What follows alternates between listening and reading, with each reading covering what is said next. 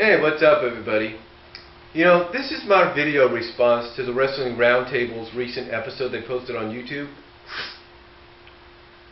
where they were talking about some of the best and worst debuts in wrestling, and some of the best and worst returns, as well as some of the best and worst makeovers or repackaging of a character in WWF, WCW, and some other organizations. But to me, I believe some of the best debuts, start this off, some of the best debuts in my opinion are the ones you don't see coming, are the ones that are unexpected. It's true. Those are some of the best debuts. You know why? Because like I said, you don't see them coming. I'll give you an example. WCW back in the early to mid 90s had a lot of debuts of superstars, of wrestlers that were fresh off television for the WWF. They would have them come in, but yet you would never see it coming. I'll give you an example. Jake the Snake Roberts. Here's a guy that's fresh off a feud with one of the top guys in WWF, and still is today in WWE, The Undertaker, fresh off a feud with Macho Man Randy Savage, who at the time was the top guy in WWF. And then all of a sudden, here you see him coming out of the crowd on a WCW program, attack the top guy in WCW, the face of WCW, the franchise player, one of the poster boys, in Sting, and all of a sudden, right off the bat, start a feud and a rivalry with Sting. And you would never see that coming. You never would have seen that coming. You know why? Because you would think,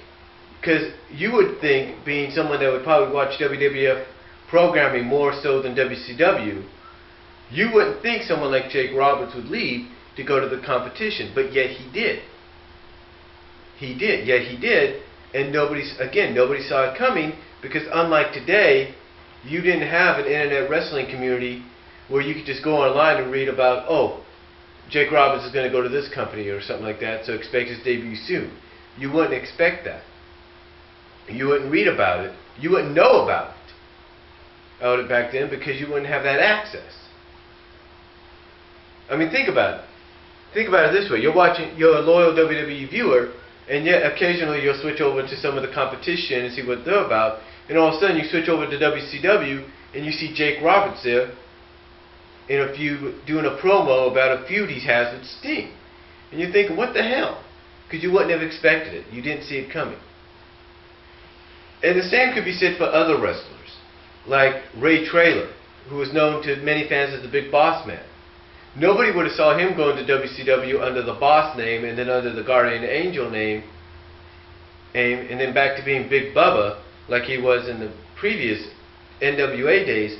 You wouldn't have expected that, because you were more used to seeing him as the Big Boss Man in WWF programming.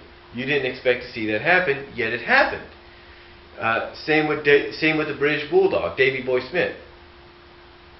Here's a guy that had just had a classic match with Bret Hart at SummerSlam in front of 80,000 fans, and all of a sudden, the next thing you know, you see him teaming up with Sting in WCW, and you never saw it coming. You never saw it coming.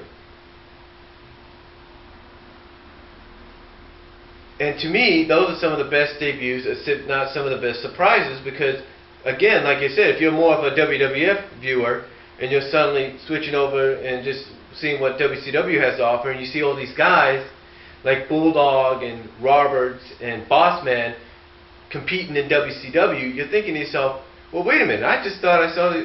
You're thinking to yourself, well, wait a minute, I thought these guys were WWF. I didn't think they'd go here. Again, it would catch you off guard. It would really catch you off guard. But the same can go for WWF. You never expected a lot of people there that were like the poster boys or teams, and up and coming, faces for, WCW to be in WWF. You never saw that happening. I mean, you never thought you'd see, let's say, Bobby Heenan, for example, on Wrestling Challenge, holding up the NWA's or WCW World Title belt and mentioning Ric Flair's name. You never saw that coming. You never thought you'd be watching Superstars like I did one time and you hear Vince McMahon say, next week we'll see the debut of the Steiner brothers. You never expect to hear that. Nor do you expect to hear the debut of the vignettes, or you hear about the debut of Sid Vicious under the Sid Justice name. You wouldn't expect to see that because you're more used to seeing them in WCW. But again, that goes back to these being the best debuts because they were out of nowhere. You didn't see them coming. They were unexpected. But still, the unexpected debuts are still some of the best unexpected debuts, even back in the mid to late 90s. 95, for example, you didn't expect Lex Luger to show up on the inaugural episode of Nitro because you're more used to seeing him in WWF as the All-American Lex Luger, and according to dirt sheets and all that, he was supposed to start a rivalry or a feud with the Bulldog. Yet that didn't happen because he unexpectedly went to WCW. You never saw that coming, and again, to me, that's one of the best debuts you have. It's one of the best ones you have. Now, another one, which took place about 4 years later, Jeff Jarrett. Now, Jeff Jarrett did make his debut about a year or two after Luger made his return and re-debut in WCW. But Jeff Jarrett, when he first arrived in WCW in 96, 97, still was kind of carrying on that country singer gimmick, yet they dropped the country singer gimmick. That was the only good thing. They dropped it, but yet you still associated with it. You still associated him with that because of the way he was dressed. But you never thought you'd see the Jeff Jarrett era but yet you never thought you'd see that repackaged Jeff Jarrett from 98 to 99 when he when he got his hair cut and became that more pissed off straight shooting Southern boy Jeff Jarrett. You never thought you'd see that guy in WCW, and yet all of a sudden on Nitro, here you see someone running down the aisles after a match Buff Bagwell had, gets turned around and smacked over the head with a guitar, and you're thinking, holy shit, it's Jeff Jarrett. You never would have expected to see that, especially that Jeff Jarrett.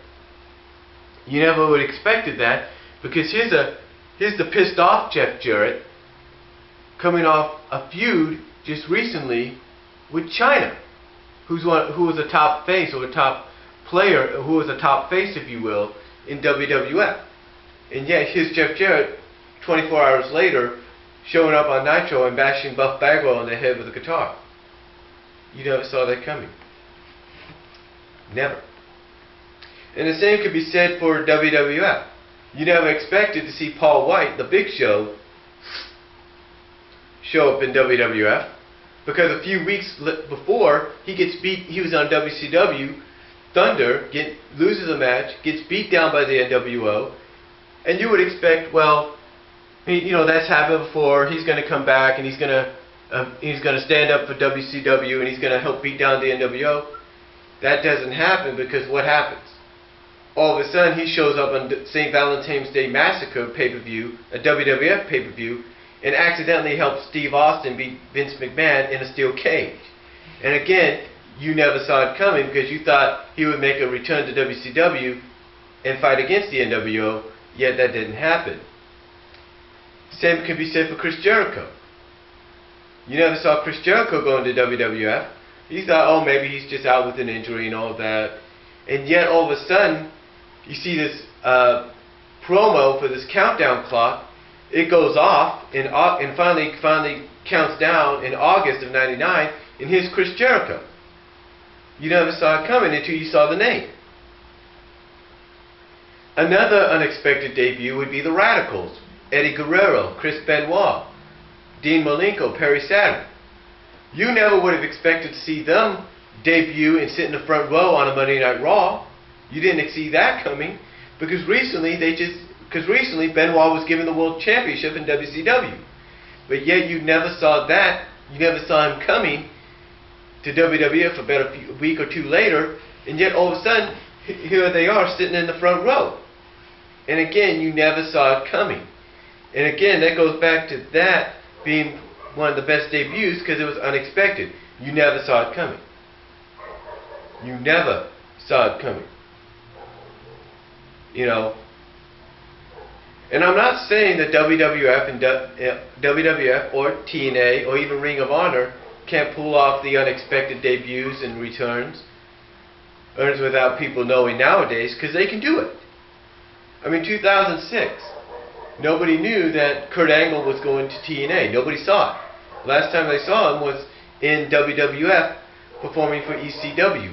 Nobody saw him going to TNA. Nobody saw it coming. Nobody saw it. And yet, all of a sudden, big surprise, hello, it's Kurt Angle coming to TNA. Same could be said for, I mean, the list just goes on. I mean, the same could be said for some other people as well. You know what I'm saying? It's like you never saw a lot of these debuts coming. It's not like today where, oh, you would read online, you would know Mickie James going to TNA, or you would hear Matt Hardy's going to TNA. You wouldn't expect that to happen, and yet it happens.